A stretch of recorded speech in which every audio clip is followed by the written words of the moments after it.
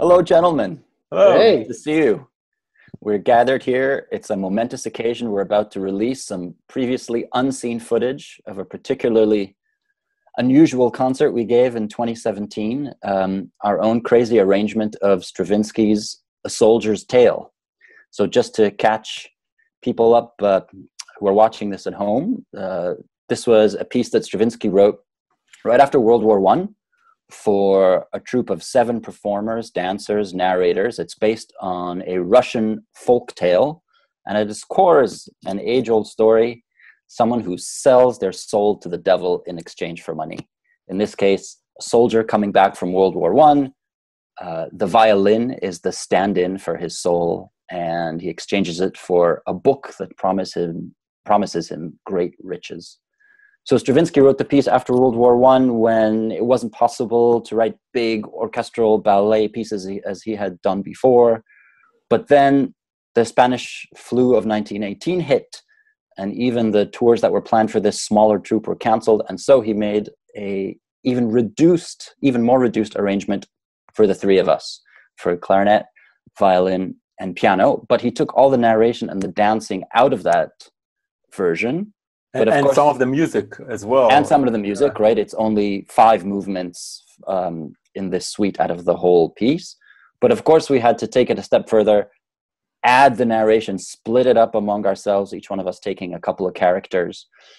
Definitely my first experience with anything close to this. And TB, this was all your idea. So tell us a little bit about how it came about.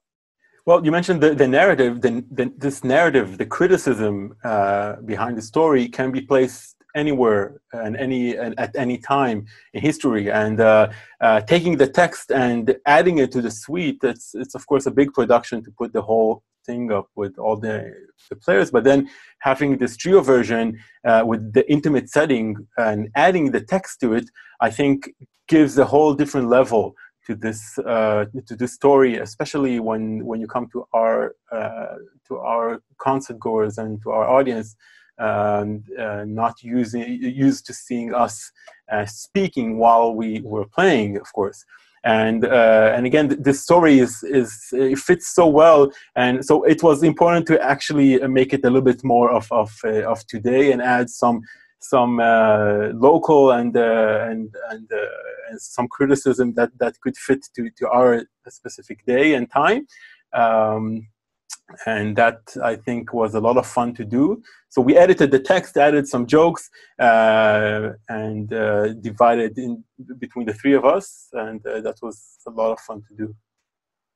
Jonathan, it was yeah. amazing to watch you embody the character of the soldier. What was it like for you? It's funny. Well, I have to say, as you're talking about it, I realized that why this thing had so much appeal for me, I'm sure for you too, is that we went from being musicians to being performers, like complete performers. It just reminds me of this famous Charles Aznavour song, Voir les musiciens, voir les comédiens. It's like the people that go between village to village, and they do everything. They're the musicians, and they're the actors, and they're the magicians, and the acrobat.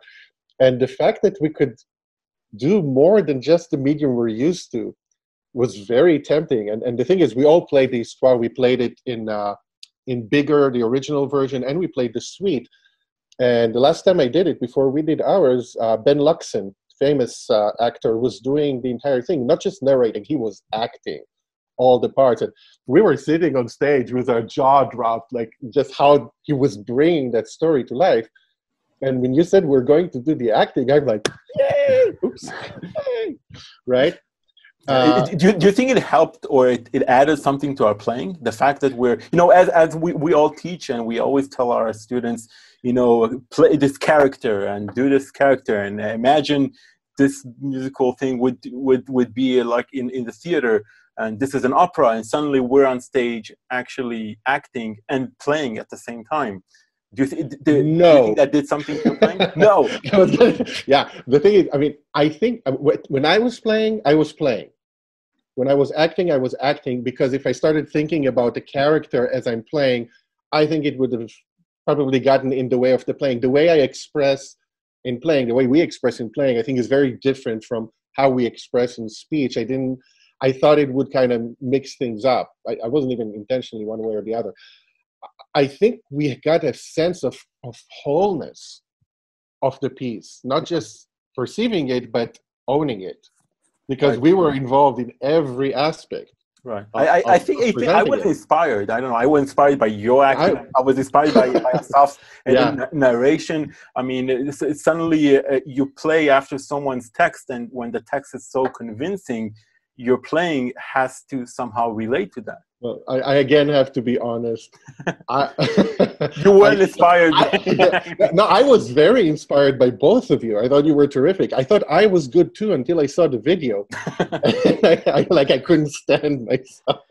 Well, I think this brings up a serious question, which I grappled with a lot while we were doing this, and I wonder if you thought about it as well. And of course, it's an obvious one. I mean, we spend our whole lives honing our craft on our instruments, polishing every detail and arguing like crazy in rehearsal about interpretation. We've never done that with the craft of narration. I'm even not going to say acting.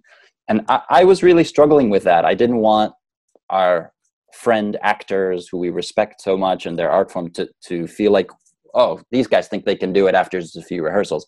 I mean, I will say it about myself. It's pretty terrible. It was a lot of fun. But the way I got around it was thinking of it as a different kind of connection with the audience. And that's what you said, right? A wholeness. We're just trying to bring the story to life and maybe not take ourselves too seriously at the same time. And I think the key word you use is story. I think we were storytellers more than we were actually actors. And I can't imagine, that many times I've heard this narrated by non-actors, like the music teacher of the student. There was one time I remember back in school where the clarinetist, it was her recital, and she got her teacher to read it. It was like, we were asleep until the moment at the end where the devil shows up again, and he went like, ah! And we all wet ourselves out of fear, because up to there it was so monotonous. So I actually also have a, sorry, go ahead. No, I also have a funny story, because I did it in Georgia, the country. Once in Tbilisi, and we played it in the musical in a music school, and it's a kind of a known concert hall stage as well. But most of the audience was students and some teachers, and we did this, and it was in French with a French actor.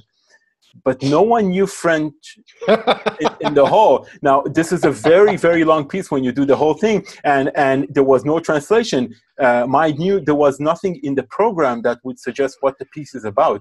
And so there we were sitting for an hour and 15 minutes, and we know the plot, but then it finished, and when the drummer finishes the whole thing, and there was silence in the hall, and people had no idea what went on in the hall for the past 80 minutes. It was really funny. That's what they say, that music is the international language. Well, I will say that on this tour, we played it in 3 cities, and one thing was unmistaken was the audience was so enthusiastic about this in each of the 3 places, and including a lot of kids that I noticed in the halls, really staying with us for the duration. So we thought that these crazy times are just the perfect opportunity to share this with the public finally, and hope that people get a good laugh at watching us laugh at ourselves. And it's great to see you guys, and let's do it again. Anytime. Definitely. And in other do it in French. In French. I'll start practicing.